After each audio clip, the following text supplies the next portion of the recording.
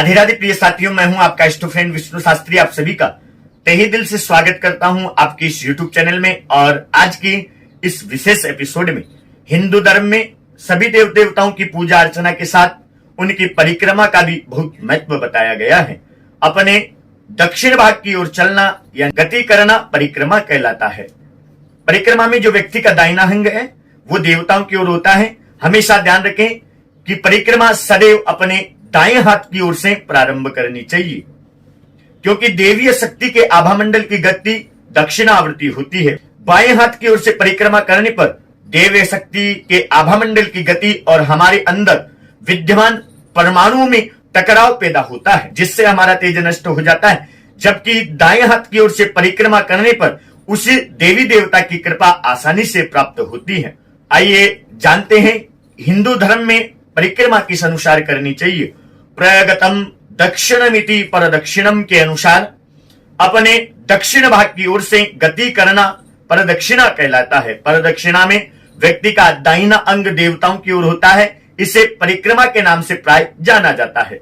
पूजा अर्चना के बाद भगवान की मूर्ति के आसपास सकारात्मक ऊर्जा एकत्रित हो जाती है। इस ऊर्जा को ग्रहण करने के लिए परिक्रमा की जाती है। शास्त्रों में लिखा है, जिस स्थान पर मूर्ति की प्राण प्रतिष्ठा हुई है उसके मध्य बिंदु से लेकर कुछ दूरी तक दिव्य प्रभा अथवा प्रभाव रहता है। यह हम जिस प्रकार देवता के निकट जाते हैं वैसे ही गहरा होता जाता है और दूर जाने पर घटता है।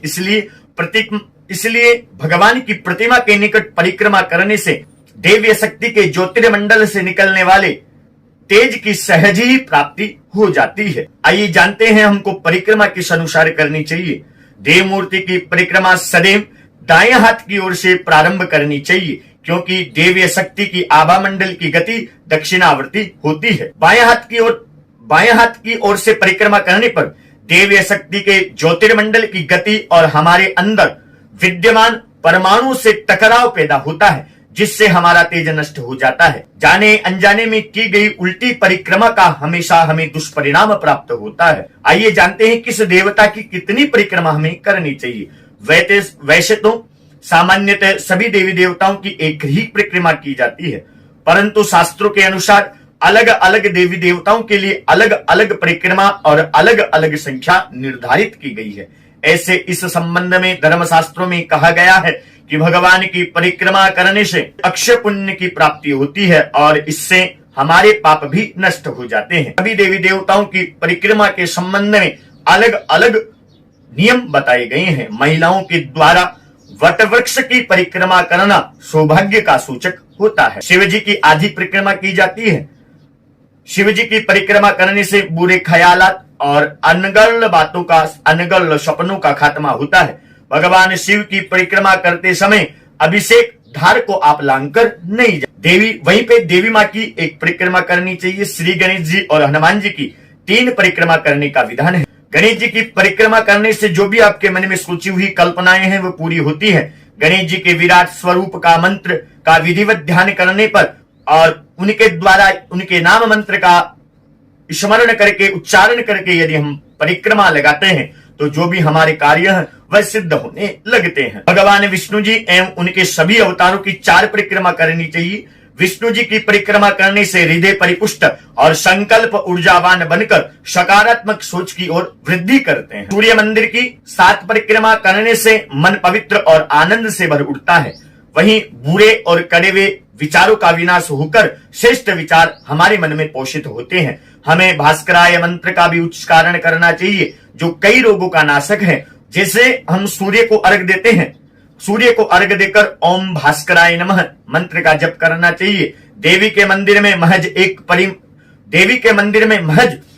परिक्रमा कर नवान मंत्र का ध्यान जरूरी है। इससे मन में सजोए हुए संकल्प निश्चय ही पूरे होते हैं। आइए जानते हैं हिंदू धर्म में परिक्रमा के संबंध में क्या क्या नियम हमारे हिंदू धर्म में बताए गए हैं। परिक्रमा शुरू करने के पश्चात रुकना नहीं चाहिए, साथ ही परिक्रमा वहीं खत्म करें जहां से आपने शुरू की थी। ध्यान रखें कि परिक्रमा के बीच में रोकने से वह पूर्ण नहीं मानी जाती है। परिक्रमा के दौरान किसी से बातचीत कतई न करें। मैं लगभग सभी मंदिरों में जाता हूं, जैसे देखता हूं कि कई लोग परिक्रमा करते रहते हैं और आपस में बातचीत करते रहते हैं, तो आपसे निवेदन करूंगा जब भी आप परिक्रमा करें आपस में बातचीत न करें। जिस देवता की परिक्रमा कर रहे हैं उनका ध्यान अपने मन में लगातार आप बनाए रखें। हमेशा इस बात का ध्यान रखें कि अपने उल्टे हाथ यानी बाएं हाथ से आपको कभी भी परिक्रमा नहीं करनी है।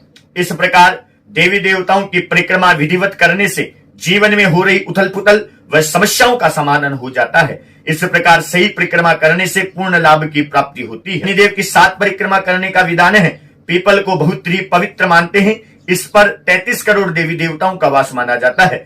पीपल की परिक्रमा से न केवल शनि दोष वरन सभी तरह के ग्रह जनित दोषों से छुटकारा मिलता है। पीपल की 7 परिक्रमा करनी चाहिए। जिन देवताओं की परिक्रमा की संख्या का विधान मालूम न हो उनकी 3 परिक्रमा की जा सकती है। 3 परिक्रमा के विधान में जो सभी जगह स्वीकार किया गया है, सोमवती के दिन मंदिरों में देवताओं की 108 परिक्रमा को शेष फलदायी बताया गया है। जहां मंदिरों में परिक्रमा का मार्ग न हो वहां भगवान के सामने खड़े होकर अपने पांव को इस प्रकार चलाना चाहिए कि जैसे हम परिक्रमा में चल रहे हों।